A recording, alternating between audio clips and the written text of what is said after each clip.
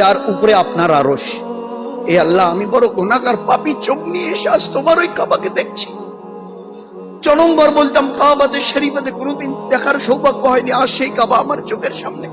তো একটু ওই দিকে আল্লাহর দিকে যদি দিল রুজু করি তো কাঁদতে হবে না, চোখ দিয়ে মানে একেবারে বন্যার মতো পানি বইতে থাকবে। মাতাব বলা হয় কাবা শরীফের ওই যে প্ল্যাটফর্মটা, ওটাকে মাতাব বলা হয়। আমি এখানে মাতাবে এবারে সিঁড়ি ধরে নিচে নেমে এখানে দাঁড়িয়ে আছি, সামনে কাবা আমার। এইভাবে আস্তে করে ভালো করে দাঁড়িয়ে এইবারে চোখ তুলে তাকাই তো কাবা শরীফ আমার চোখের সামনে আমি দেখতে পারবো। ওই সময় দিল খুব আল্লাহর দিকে রুজু করা। এ আল্লাহ, এই সেই কাবা যেখানে লক্ষ নবী আদম আলাইহিস সালাম 1000 বার উনি হজ করেছেন। আদম আলাইহিস সালাম এই ঘরের তো প্রথম থেকে, সেই জামানা থেকে এই ঘর 1000 বার উনি হজ করেছিলেন আদম আলাইহিস সালাম।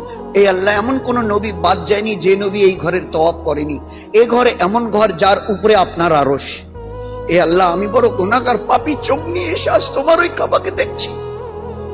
জনমবার বলতাম কাবাতে শরীফাতে কোনোদিন দেখার সৌভাগ্য হয়নি, আর সেই কাবা আমার চোখের সামনে।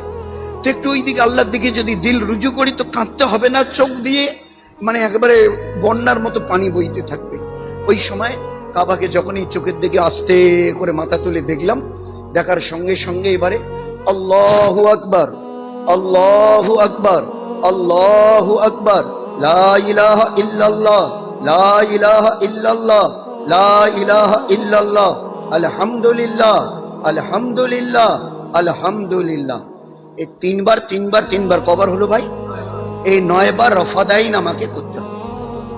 যখন এই কাবার দিকে মুখ তুলে চাইবো, যেই এবারে কাবাকে দেখে ওই তিনবার 9 বার রফাদাইন করতে হবে। এইবারে হাত উঠাবো দোয়ার জন্য।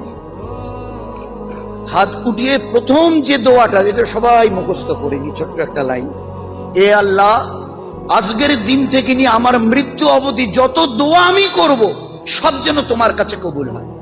আল্লাহর নবী সাল্লাল্লাহু আলাইহি ওয়াসাল্লাম বলতেন, প্রথম যখন তুমি কাবাকে দেখবে ওই সময়ে এমন ভাবে তুমি দোয়া চাও যেন তোমার কোনো দোয়া বাদ না যায় চাইতে, কারণ প্রথম দেখায় যে দোয়া করা হয় এ দোয়া আল্লাহর কাছে কবুল হবে হবে হবে হবে হবে। এ দোয়ার তোমার রদ যাবে না। প্রথম যখন কাবাকে তুমি দেখবে প্রাণ ভরে দোয়া চাও, যেন পরে আফসোস করতে না, এই দোয়াটা চাইনি। আধা ঘন্টা, পৌনে ঘন্টা, ঘন্টা, তারও বেশি দিল খুলে দোয়া চাও, প্রাণ ভরে, যেন কোনো জিনিস চাইতে বাকি না থাকে।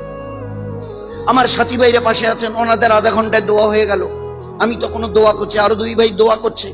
আমাদের যাদের শেষ হবে না বলি, এ ভাই তাড়াতাড়ি শেষ করেন না, এ ভাই নেই, আপনি একটু সবর করেন, ও ভাইকে পুরো করতে দিন, পুরো করতে দিন। তো যার যতটা দিল চাই যে কোনো দোয়া চাইতে, যেন আল্লাহর নবী সাল্লাল্লাহু আলাইহি ওয়াসাল্লাম বলে গেছেন, কাবাকে প্রথম নজরে যখন দেখো সেই সময় প্রাণ ভরে দোয়া চাও, ওই সময়ের কোনো দোয়া আল্লাহর রদ করবে না। তো প্রথম দোয়া চাবার আগে শুরুতে ওই দোয়াটা, এ আল্লাহ, আজকের দিন থেকে কিয়ামত পর্যন্ত যত দোয়া আমি চাইবো সব যেন কবুল হয়। মানে সারা জীবনের দোয়াকে কবুল করানোর জন্য আল্লাহর কাছে মোহর লাগিয়ে নিলাম।